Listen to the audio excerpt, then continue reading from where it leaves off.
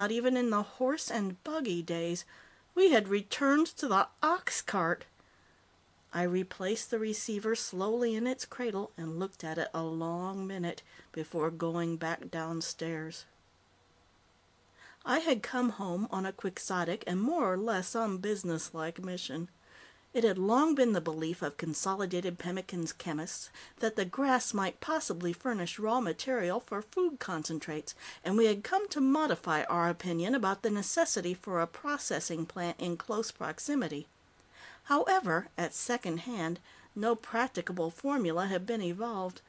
Strict laws against the transportation of any specimens, and even stricter ones barring them from every foreign country, made experiment in our main research laboratories infeasible, but we still maintained a skeleton staff in our Jacksonville plant, and I had come to arrange the collection of a large enough sample for them to get to work in earnest.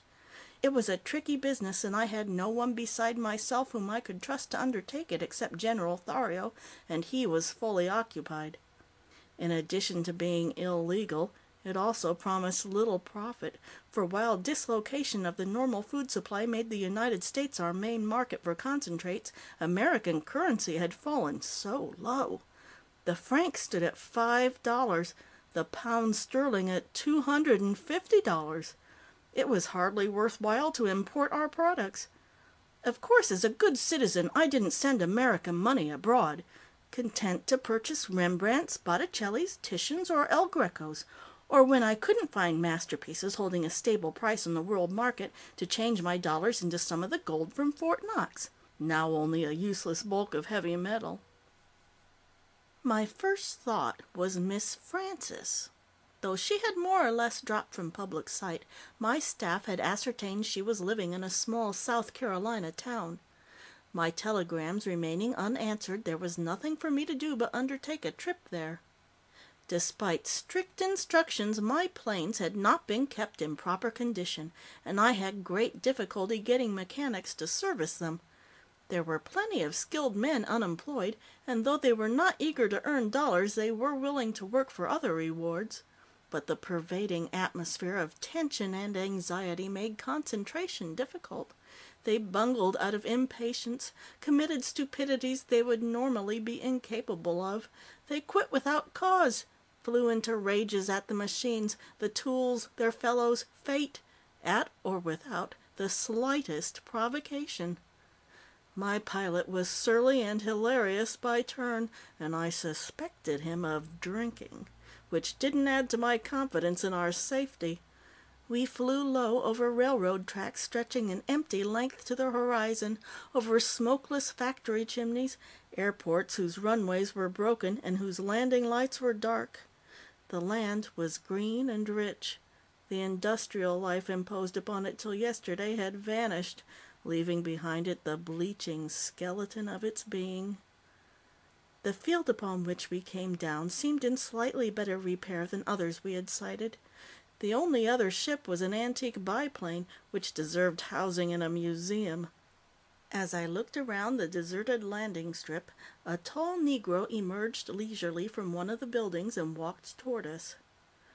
"Where are the airport officials?" I asked rather sharply, for I didn't relish being greeted by a janitor. "I am the chief dispatcher. In fact, I am the entire personnel at the moment."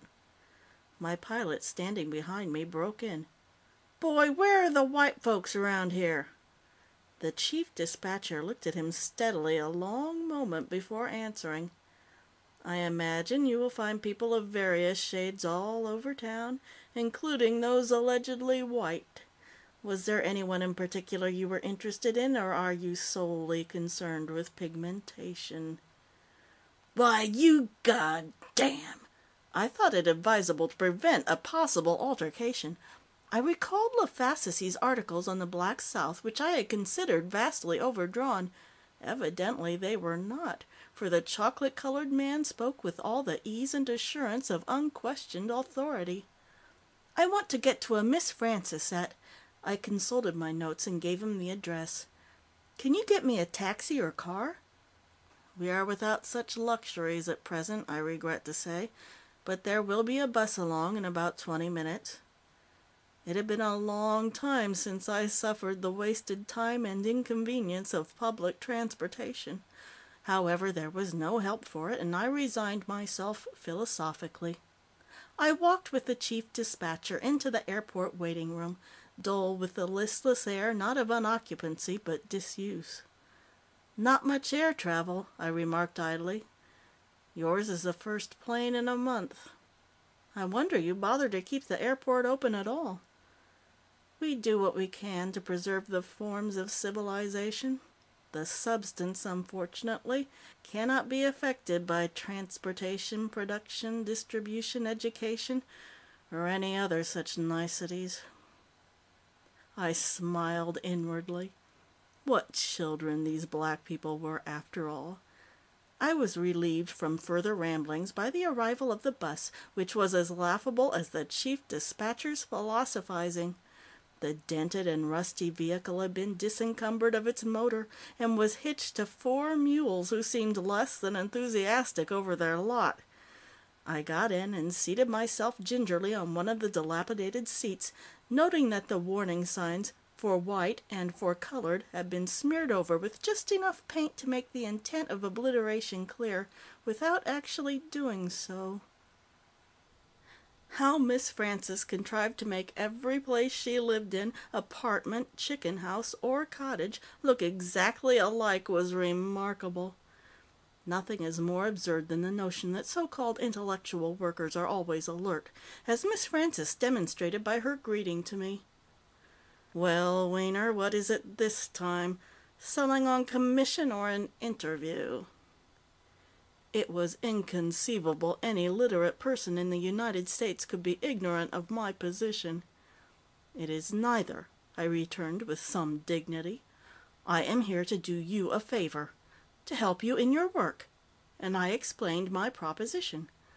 She squatted back on her heels and gave me that old, familiar, searching look.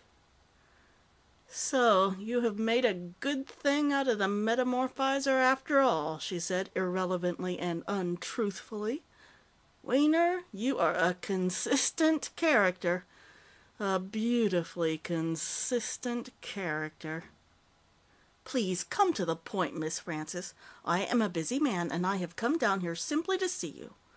Will you accept?" "No." "No?" "I doubt if I could combine my research with your attempt to process the inoculated Cynodon dactylon. However, that would not prevent me from taking you up and using you in order to further a good cause. But I am not yet ready. I shall not be ready for some time to go directly to the grass. That must come later. No, Weiner."